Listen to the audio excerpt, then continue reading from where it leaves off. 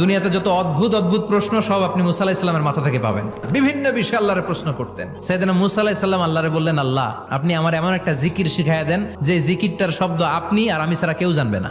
দিনে রাতে সব সময় এই জিকির আমি করব, আপনারে ডাকবো, কিন্তু শর্ত হলো এই জিকিরটা জানবে শুধু আপনি আর জানবো শুধু আমি।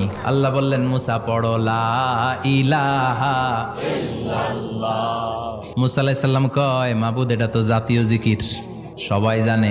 আমি তো চাইছি এক্সেলেন্ট একটা জিকির, কারো কাছে নাই, শুধু আমি জানবো আর আমি পড়বো।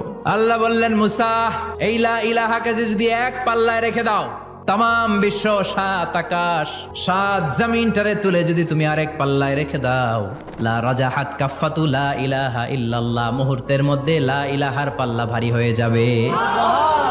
ও মুসা, তুমি যতই এক্সক্লুসিভ জিকির চাও, লা ইলাহার চেয়ে দামি জিকির আমার কাছে নাই।